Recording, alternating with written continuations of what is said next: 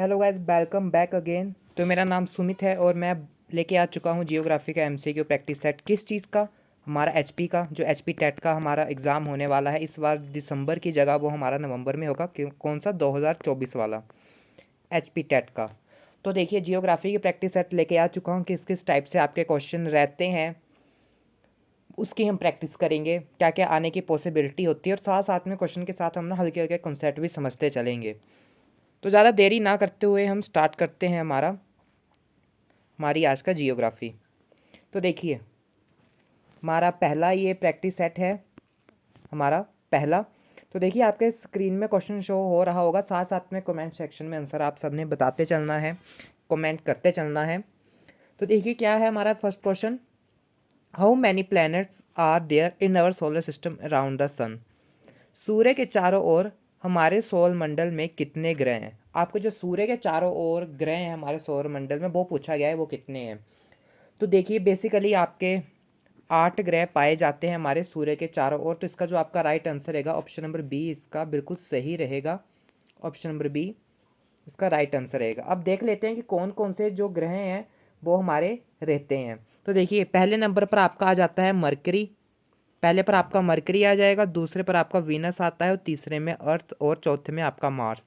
पहले 4 ये हैं। उसके बाद जो अगले 4 आते हैं हमारे पास, वो हमारे रहते हैं जुपिटर, सैटर्न, यूरेनस एंड आपका नेपच्यून।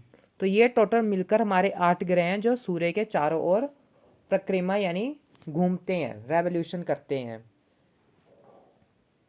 अगला क्वेश्चन देखते हैं, हमारा question number second.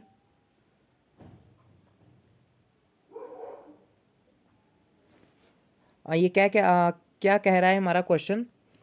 How is the sky field after sunset and in the night?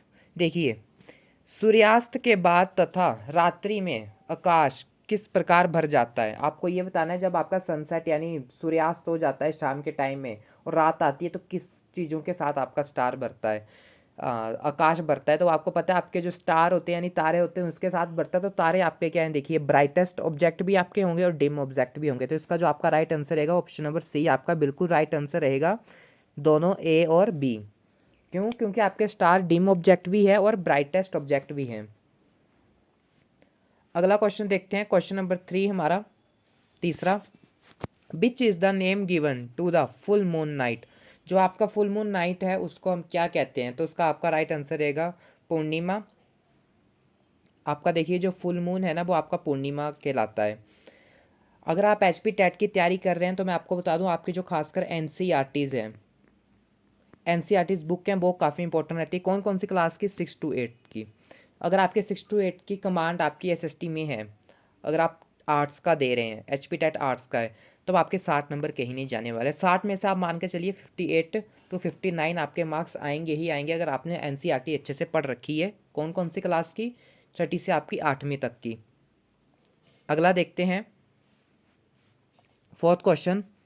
Which of the following name is given to the new moon? आपको बताना है जो नया मून की जो हमारी रात होती है उसको हमने क्या नाम दे के रखा है। तो वो आपकी अमावस्या होगी। जब भी अमावस्या आपकी आती है तो उस रात को हम कहते हैं न्यू मून नाइट।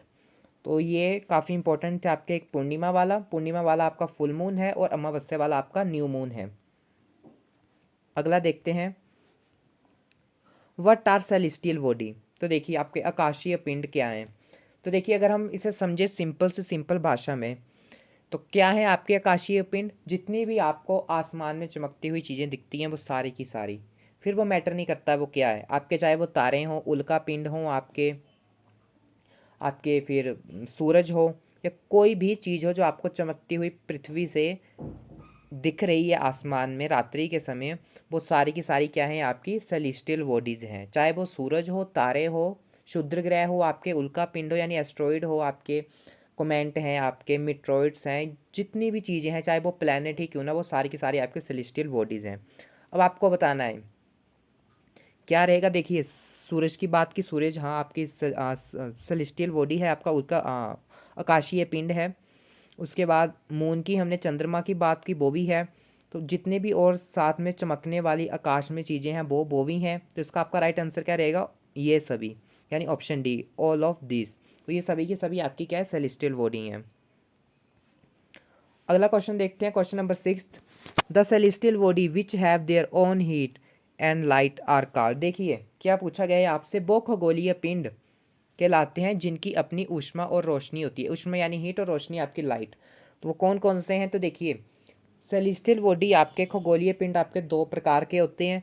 आधे होंगे जिनके पास अपनी ऊष्मा और रोशनी यानी अपनी हीट और लाइट होगी, और आधे होंगे जिनके पास नहीं होती है, वो दूसरों से लेते हैं। जैसे प्लैनेट्स आपके हो गए, प्लैनेट्स के पास कभी अपनी नहीं होती है, वो दूसरों से लेते हैं। तो किनके पास होगी, आपके स्टार्स हो गए। अब स्टार्स क्या है, स्टार ही हम उसे ही कहते हैं जिसके पास अपनी खुद की ऊष्मा और रोशनी यानी अपनी हीट और लाइट है। तो इसका आपका राइट आंसर रहेगा ऑप्शन नंबर बी। बी इसका आपका बिल्कुल राइट आंसर रहेगा, यानी सितारे यानी स्टार।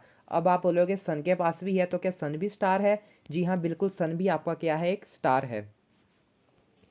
अगला क्वेश्चन देखते हैं, question number 7, which is the most recognisable constellation. सबसे अधिक पहचाने जाने वाला तारामंडल कौन सा है? अब तारामंडल क्या होते हैं हमारे, कंस्टलेशन। देखिए जब भी आप आकाश की तरफ देखते हैं ना तारों को, आपको कई बार कई सारी आकृतियाँ दिखाई देती हैं जो बन रही होती हैं हमारी इमेजिनेशन से। तो वो सारे वेरियस यानी डिफरेंट डिफरेंट पैटर्न, विभिन्न प्रकार की आकृतियाँ जो कुछ बनाए तारे मिलकर, उन सबको हम तारामंडल कहते हैं। तो इनमें से पूछा गया है कि सबसे ज़्यादा पहचाने जाने वाला कौन सा है। तो सबको पता है सप्तऋषि है आपका, ऑप्शन नंबर ए इसका बिल्कुल राइट रहेगा। ए सप्तऋषि जो कॉमन सा है वो सबको पता होता है। हमारा सबसे ज़्यादा पहचाने जाने वाला तारामंडल यानी कंस्टलेशन कौन सा है, सप्तऋषि।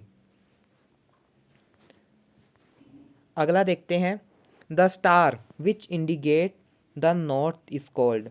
वह तारा जो उत्तर दिशा की ओर संकेत करता है उसे क्या हम कहते हैं, आपको ये बताना है। तो देखिए उत्तर की तरफ आपका इंडिकेट करने वाला एकमात्र ही तारा है, वो कौन सा है, आपका पोल स्टार है, जिसे हम नॉर्थ स्टार के नाम से भी जानते हैं। क्योंकि ये आपकी हमेशा आसमान में उत्तर दिशा को दर्शाता है। तो उत्तरी तारा आप कहेंगे या फिर इसे आप ध्रुव तारा कहिए, बात एक ही होगी। तो ऑप्शन नंबर ए इसका बिल्कुल राइट आंसर रहेगा। अगला क्वेश्चन देखते हैं, question number 9, the celestial body which do not have their own heat and light but are lit by the light of star are name as.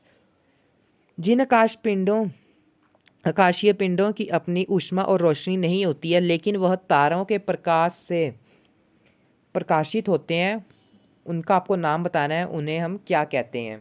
तो देखिए मैंने अभी पीछे जैसे आपको एक दो क्वेश्चन पहले करवाया कि आपके कंस्टलेशन से पहले मैंने आपको कराया कि सेलेस्टियल बॉडी हम किन्हें किन्हें कहते हैं, दो प्रकार के थे। उनमें मैंने आपको एग्जाम्पल भी दी कौन कौन से थे। तो इसका आपका राइट आंसर क्या रहेगा, आपके प्लेनेट ग्रे। ग्रे के पास अपनी नहीं है पर वो तारों से रोशनी लेकर खुद को शाइन करते हैं। तो राइट आंसर इसका बी। अगला क्वेश्चन देखते हैं, the word planet has been derived from the word planetia which is name has.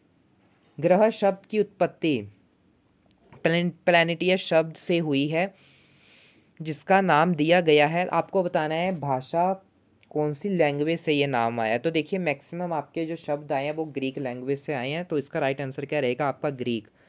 देखिए दो ही लैंग्वेज से काफ़ी सारे शब्द आते हैं, एक आपका लैटिन हो गया, एक ग्रीक हो गया।